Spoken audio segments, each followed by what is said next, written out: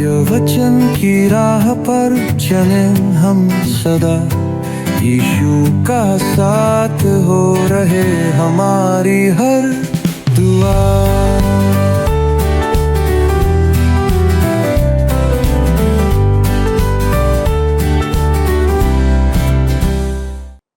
प्रिय दर्शकों, प्रभु यीशु मसीह के पवित्र नाम में पुनः आप सभी दर्शक मित्रों को मेरा मसीही नमस्कार।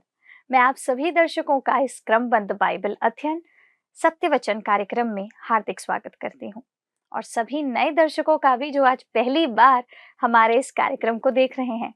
मैं आपको बताना चाहती हूँ कि हम इन दिनों यहूदा की पत्री से अध्ययन कर रहे हैं।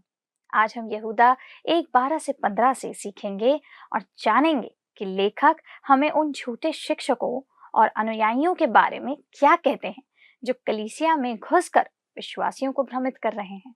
साथ ही साथ वो इन लोगों के आचरण और उनके भविष्य के न्याय के बारे में भी चेतावनी देते हैं। लेखक इन लोगों का वर्णन समुद्र में छिपी चट्टानों, निर्जल बादलों, निष्फल पेड़ों, प्रचंड लहरों और भटकते तारों के रूप में करते हैं जो कलीसिया में घातक प्रभाव डालते हैं। हम आगे देखते हैं कि लेखक हनोक की भविष्यवाणी का उल्लेख करते हैं जिसमें प्रभु अपने लाखों पवित्रों के साथ आकर उन सभी भक्तिहीनों का न्याय करेंगे जिन्होंने पाप और अभक्ति के कार्य किए हैं। तो आइए दर्शकों, हम परमेश्वर के दास के द्वारा जीवित वचन को सुने और आशीष पाएं। प्रिय मित्रों, आप सभी को प्रेम भरा नमस्कार।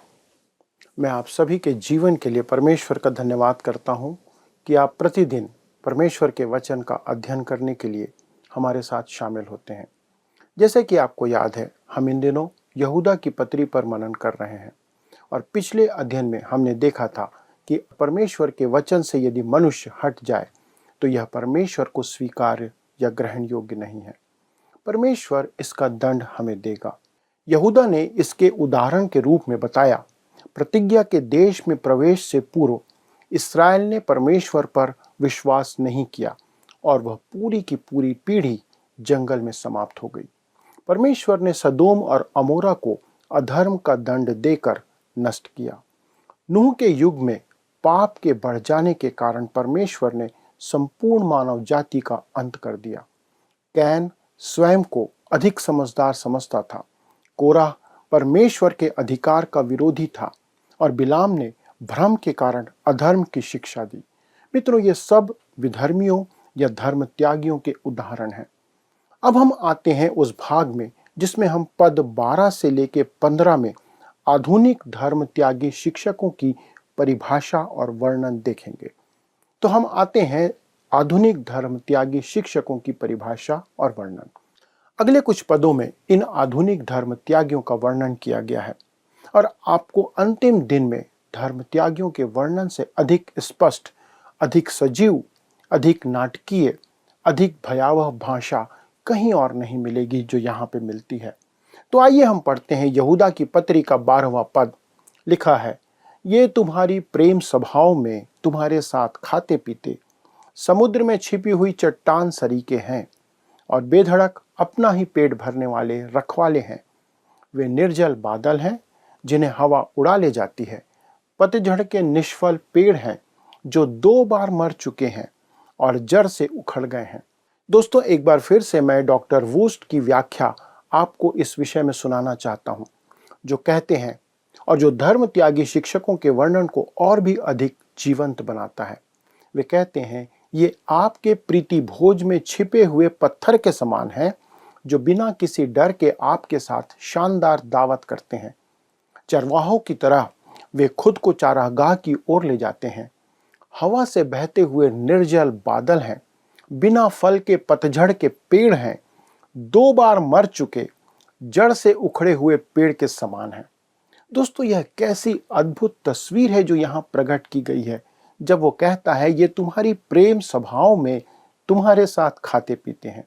दोस्तों, यहाँ पर तुम्हारे साथ के लिए अंग्रेजी में जो शब्द आया है उसके लिए डॉक्टर वूस्ट अनुवाद करते हुए कहते हैं, छिपी हुई चट्टानें।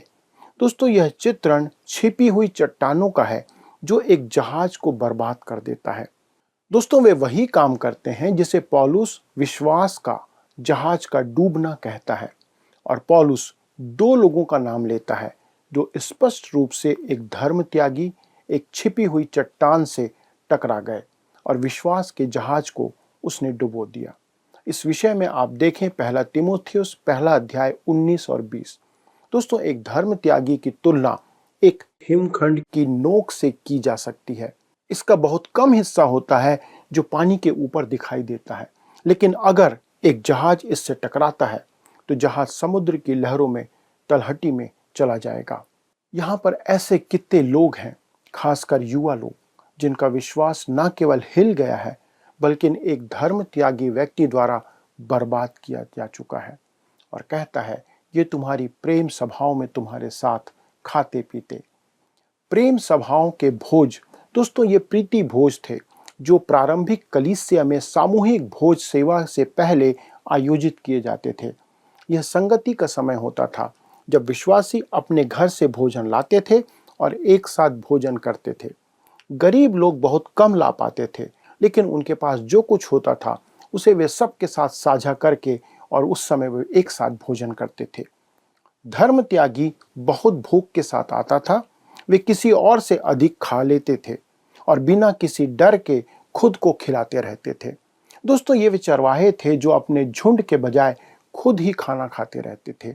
न केवल भोजन के मामले में बल्कि झुंड को परमेश्वर का वचन सिखाने में भी उनकी विफलता बनी हुई थी। यह स्पष्ट था कि वे केवल अपने बारे में चिंतित थे, अपने पेट के बारे में सोचते थे।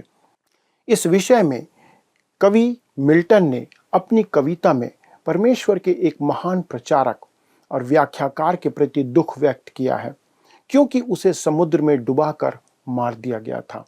वह उस समय के इंग्लैंड की स्थिति का वर्णन करते हैं और कहते हैं, भूखी भेड़ें आशा करती हैं परंतु उन्हें भोजन नहीं मिलता है। प्रचार मंच पर उपस्थित झूठे शिक्षक का यह कैसा विस्मयकारी चित्रण है। तब आगे यहूदा कहता है, वे निर्जल बादल हैं। वे ऐसे दिखते थे जैसे कि वे परमेश्वर के वचन से भरे हुए हैं, पर वे खोखले और सूखे पाए जाते हैं। वे लंबे लंबे चोगे पहनते थे और बहुत अधिकार के साथ आडंबर पूर्ण धर्म गुरु जैसी आवाज में बोलते थे। उन्होंने सार्वजनिक भाषण और धर्मोपदेश में शिक्षा प्राप्त की है और वे जानते हैं कि पवित्र शास्त्र के पाठ को आध्यात्मिक कैसे बनाया जाता है और इसका अर्थ परमेश्वर की इच्छा से पूरी तरह भिन्न कैसे बनाया जा सकता है। दोस्तों, वे खूबसूरत बादलों की तरह हैं जो धरती को कोई भी ताजगी दिए बिना आकाश में बहते चले जाते हैं। कई बार हम काले काले बादलों को देखकर खुश हो जाते हैं कि वर्षा होगी। हम बारिश के लिए कितनी प्रार्थना करते हैं, लेकिन उन बादलों से बारिश ही नहीं होती। वे बर्फीले सफेद गुबार के अलावा कुछ नहीं होते। उनमें बिल्कुल भी पानी नहीं होता है। यह यहूदा के समय के धर्म त्यागियों की तस्वीर है। उनके पास जीवन का पानी नहीं है। वे वास्तव में परमेश्वर के वचन के बारे में कुछ नहीं जानते हैं। और तब आगे कहता है, वे पतझड़ के निष्फल पेड़ हैं जो 2 बार मर चुके हैं और जड़ से उखड़ गए हैं। दोस्तों, जब यीशु मसीह ने झूठे शिक्षकों के बारे में चेतावनी दी, तब उन्होंने मत्ती 7 उसके 20 पद में कहा, उनके फलों से तुम उन्हें पहचान लोगे। यहूदा कहता है कि धर्म त्यागियों के फल झड़ जाते हैं जो 2 बार मर चुके हैं और जड़ से उखड़ चुके हैं। दोस्तों, इस विषय पर डॉक्टर D.L. मूडी ने कहा था, यदि किसी मनुष्य का जन्म एक बार होता है तो वह 2 बार मरेगा, और यदि कोई मनुष्य 2 बार जन्म लेता है तो वह 1 बार मरेगा। यहाँ पर यहूदा कहता है कि धर्म त्यागी आत्मिक रूप से मरे हुए हैं। वे अपने पापों में मरे हुए हैं और तब भी वे दूसरों की अगुवाई करने का प्रयास करते रहते हैं। धर्म त्यागियों का कितना अद्भुत चित्रण है जो यहूदा यहाँ पर प्रकट कर रहा है, पर अभी उसकी बात पूरी नहीं हुई है। आगे पद 13 में वो कुछ और कहता है। वो कहता है, ये समुद्र के प्रचंड हिलकोरे हैं जो अपनी लज्जा का फेन उछालते हैं। ये डावाडोल तारे हैं जिनके लिए सदा काल तक घोर अंधकार रखा गया है। दोस्तों, पिछले पद में वह कहता है कि वे सूखे बादलों के समान हैं जो हवा से उड़ाए जाते हैं। वास्तव में ये वे हैं जो प्रति रविवार अपने संदेश में वर्तमान के विषयों को उठाते हैं। वे सुबह अखबार से या टीवी से कोई विषय उठाते हैं और उसे मसीह के दूसरे आगमन से किसी न किसी तरीके से जोड़ देते हैं। वे वास्तव में परमेश्वर के वचन की सही व्याख्या नहीं करते हैं जो आज के संदर्भ में रहता है। अब यहूदा इस पद में कहता है, वे समुद्र के प्रचंड हिलकोरे हैं। वे बस मंच पर खड़े होकर बड़बड़ाते रहते हैं, केवल बकते रहते हैं। डॉक्टर थायर इस विषय में कहते हैं कि ये झूठे शिक्षक अपनी बेचैन भावनाओं से प्रेरित होते हैं। वे शब्दों और कर्मों में अपनी नीच और परित्यक्त भावना को बेहिचक प्रदर्शन करते हैं। यहाँ पर जो डावाडोल तारे लिखा है, डावाडोल तारे आकाश में विचरण करते ही दिखाई देते हैं। उनका आकाश में कोई निश्चित मार्ग नहीं होता है। वे किसी नियम का पालन नहीं करते हैं, बस वो ऐसे ही चलते रहते हैं। तब वो आगे कहता है, जिनके लिए सदा काल तक घोर अंधकार रखा गया है। मित्रों, इसका संदर्भ नरक से है। नरक की उपमा आग और दूसरी बार अंधकार से दी गई है। यद्यपि आग के चिन्ह पर अधिक बल दिया गया है बाइबल के अंदर। नरक वास्तविक है, लेकिन यह कहना कि यह सचमुच आग है, यह काफी नहीं होगा। वहां आध्यात्मिक प्राणी भी होंगे और मनुष्य भी, और मनुष्य के सबसे बुरे पाप आध्यात्मिक पाप हैं, जैसे कि अविश्वास। इसलिए शारीरिक दंड काफी नहीं होगा। मेरा विचार यह है कि मनुष्य चाहेगा कि यह सचमुच आग हो, क्योंकि यह आग से कहीं ज्यादा भयानक होगा जो यहाँ पर कहा गया है। दूसरा प्रतीक यहाँ पर जो प्रकट किया गया है वो है अंधकार का कालापन। दोस्तों, मेरे लिए कहीं ज्यादा भयानक ये बात है, और मेरा मानना है कि एक खोया हुआ मनुष्य अपने साथ अपना अंधकार लेकर चलता है, न केवल भौतिक अंधकार बल्कि आध्यात्मिक अंधकार भी। जॉन मिल्टन, जिन्होंने कई आध्यात्मिक सत्यों की अंतर्दृष्टि पाई थी, उन्होंने ये पंक्तियां लिखी हैं। वो कहते हैं, जिसके सीने में ज्योति है वह मध्य में बैठकर उज्जवल दिन का आनंद ले सकता है, परंतु जो अंधकारमय आत्मा और बुरे विचारों को छिपाता है या छिपाए रखता है, दिन दोपहर में भी अंधकार में ही चलता है। वह स्वयं अपनी ही बनाई काल कोठरी में या अंधकार में बना रहता है। दोस्तों, यह एक महान बात है। दोस्तों, मेरे विचार में नरक का भय वहां जाने वालों द्वारा अधिक बढ़ जाएगा। उदाहरण के लिए, पृथ्वी पर एक स्थान नरक की रसोई कहलाता है। यह वहां उपस्थित जनों में परस्पर अंतर के कारण से होता है। मेरे लिए अंधकार एक भयानक बात है। मैं वहां सदा के लिए रहना नहीं चाहता। यदि आप किसी गुफा में जाएं और जब वहां बत्तियां बुझा दी जाती हैं, तब आपको घोर अंधकार का बोध होता है। आप उस अंधकार में जब जाते हैं तो आप समझते हैं कि वो कितना भयंकर है। यह बहुत भयानक है। दोस्तों, अब हम धर्मशास्त्र के सबसे अद्भुत अंश को देखते हैं। यह केवल यहूदा की पत्री में पाया जाता है, जो कि हमको पद 14 और 15 में मिलता है। तो आइए हम पढ़ते हैं यहूदा की पत्री का 14वां पद।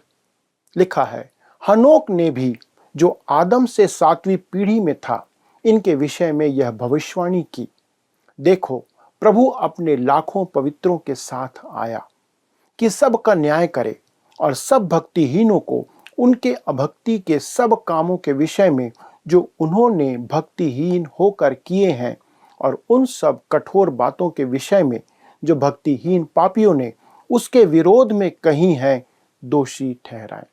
दोस्तों, हनोक की भविष्यवाणी पुराने नियम में नहीं पाई जाती है। केवल उत्पत्ति 5 अध्याय में उसके बारे में जानकारी हमें मिलती है, पर उसके संबंध में कोई भविष्यवाणी वहां नहीं दी गई है। उन दिनों में हनोक एक आम नाम था। इस कारण हम निश्चित रूप से कह सकते हैं कि यहूदा जिस हनोक का उल्लेख कर रहा है वह जल प्रलय से पहले के समय का हनोक ही है, जिसके बारे में लिखा है कि वह परमेश्वर के साथ चलता रहा और परमेश्वर ने उसे उठा लिया। अब मैं आपके सामने एक बार फिर से डॉक्टर वुस्ट के लेख को रखना चाहता हूं, जो हनोक के संबंध में लिखी गई है। दोस्तों, यह उद्धरण हनोक की अप्रमाणिक पुस्तक से लिया गया है। इस बात को ध्यान रखिएगा, यह पुस्तक की जानकारी दूसरी शताब्दी के चर्च पितरों या फादर्स को थी।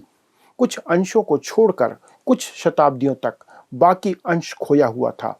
तब ब्रूस द्वारा 1773 में इथियोपियन बाइबल की एक प्रति में इसकी संपूर्णता पाई गई।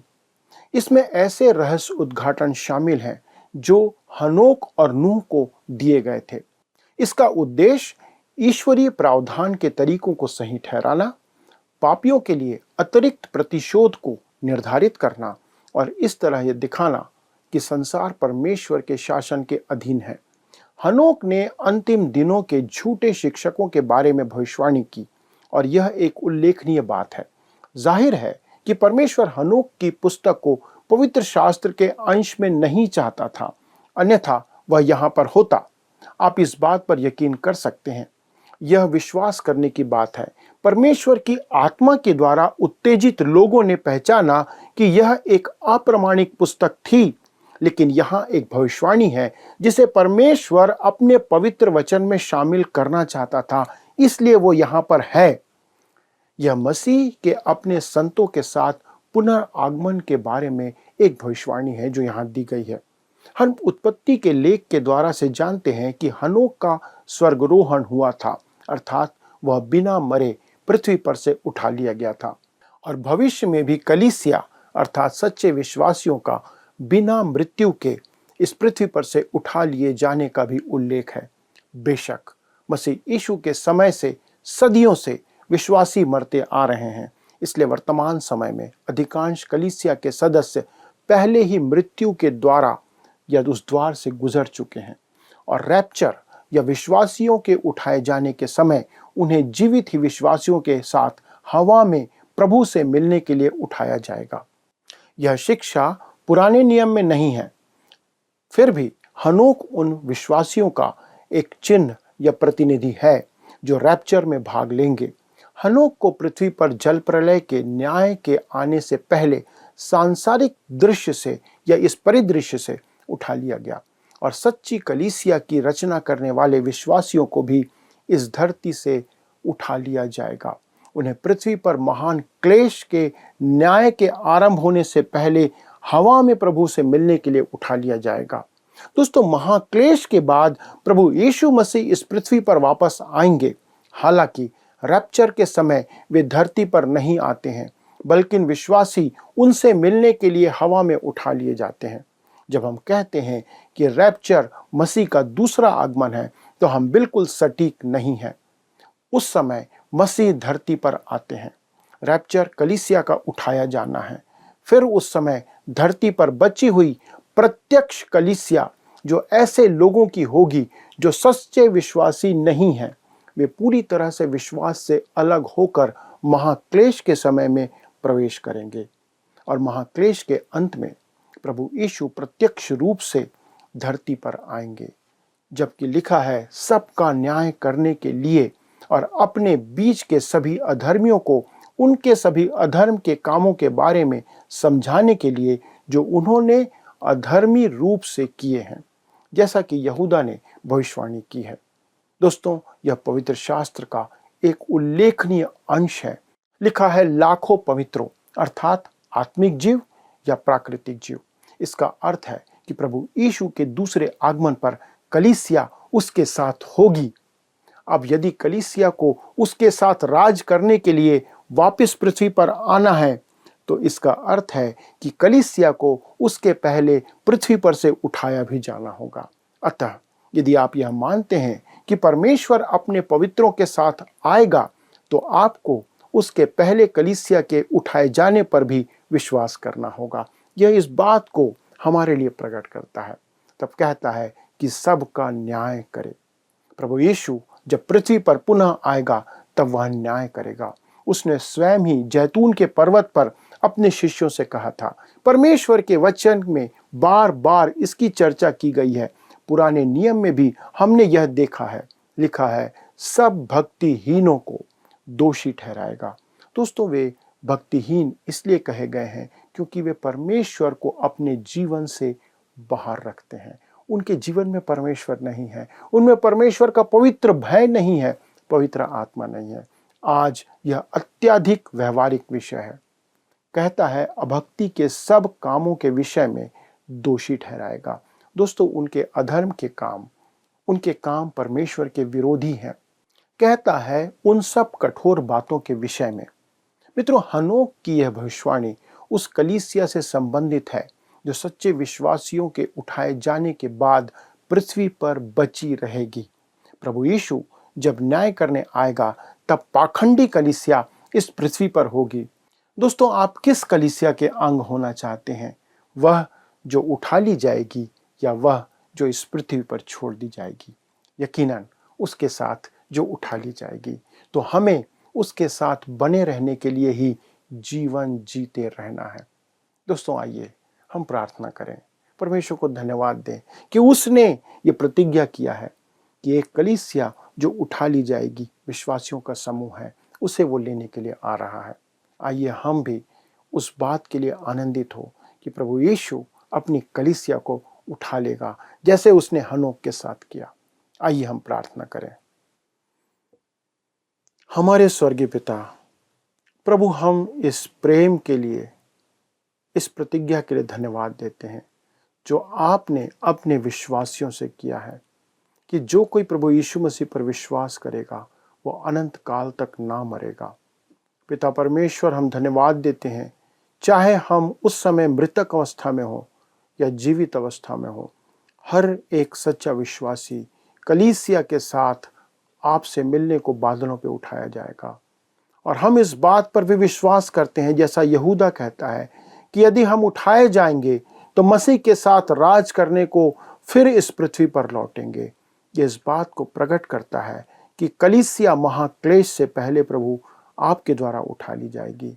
पिता, धन्यवाद देते हैं कि आप अपनी कलीसिया से, अपने लोगों से, अपने विश्वासियों से ऐसा प्रेम रखते हैं कि आप उन्हें इस संसार में महाक्लेश के लिए उस दुख के बीच में छोड़ेंगे नहीं, परंतु वो समय होगा जब सारे विधर्मियों को, सारे धर्म त्यागियों को, सारे ढोंगी और अविश्वासियों को आप दंडित करेंगे, उन्हें परखने के लिए उस क्लेश में जाने देंगे।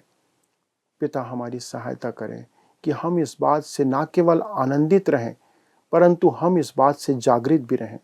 अपने प्रतिदिन के जीवन में प्रभु ऐसा ही जीवन जीते रहें जो आपके वचन के अनुसार और आपकी महिमा करने का जीवन है। प्रभु, हम धन्यवाद देते हैं अपने सारे दर्शकों के लिए, उनके जीवन के लिए और उनसे बातें करने के लिए। हमारा विश्वास है प्रभु कि आपने आज उनसे बातें किया है और जो वचन उनके हृदय में बोया गया है वो 100% फलवंत हो। ऐसी हमारी प्रार्थना है। प्रभु, हम धन्यवाद देते हुए इस विनती को प्रभु यीशु क्रिस्त के नाम से मांगते हैं, आमीन। आइए अब हम प्रश्नों को देखें। पिछले प्रश्न का उत्तर है डी, कैन। विश्वास के द्वारा बलिदान से पापों की क्षमा के संदर्भ में हमें कैन का उदाहरण दिया गया था, जिसने उसे तुच्छ जाना। आज के अध्ययन पर आधारित प्रश्न है। हमें नरक की 2 उपमाएं दी गई हैं। एक है आग और दूसरा है खाली स्थान। ए, अंधकार, बी, जल प्रलय, सी, मृत्यु, डी, दंड। मित्रों, इस प्रश्न का उत्तर हमें कल सुबह 6 बजे से पहले विकल्प ए, बी, सी या डी के साथ अपना नाम, पता, स्थान के साथ 9651433397 पर SMS या WhatsApp करें। मित्रों, आज हमने यहूदा पत्री से अध्ययन किया और बहुत ही महत्वपूर्ण बातों को सीखा। लेखक ने हमें उन झूठे शिक्षकों और अनुयायियों का वर्णन करते हुए बताया जो कलीसिया में घुसकर विश्वासियों को भ्रमित कर रहे हैं। वे इन लोगों के आचरण और उनके भविष्य के न्याय के बारे में चेतावनी देते हुए हमें भी सचेत करते हैं। मित्रों, यहूदा इस पत्री के द्वारा विश्वासियों को सतर्क रहने और झूठे शिक्षकों से बचने की सलाह देते हैं ताकि वे अपने विश्वास में दृढ़ रहें और प्रभु के न्याय से बच सकें। यह सिर्फ उनके लिए ही नहीं, परंतु आज हमारे लिए भी चेतावनी और सलाह देते हैं ताकि हम सब भी झूठे शिक्षकों से बच सकें और विश्वास में दृढ़ रहें। आइए हम सब अपने जीवन में इस वचन को ग्रहण करें और उसका पालन करने की पूरी कोशिश करें ताकि हम उसकी कलीसिया में बने रहें। मित्रों, अगले प्रसारण में आपसे फिर मुलाकात होगी। तब तक आप सब प्रभु की संगति में बने रहिए। इस अध्ययन को दोबारा सुनने के लिए आप हमारे YouTube चैनल वर्ड रिसाउंड्स हिंदी में सुन सकते हैं। अधिक जानकारी और प्रार्थना के लिए आप दिए गए नंबर पर संपर्क कर सकते हैं। हमारे परामर्शदाता आपकी सहायता करेंगे। आज के लिए मुझे इजाजत दीजिए। जय मसीह की। क्या आपको यह कार्यक्रम पसंद आया? अभी हमें एक मिस कॉल करें और आप अगले विजेता हो सकते हैं।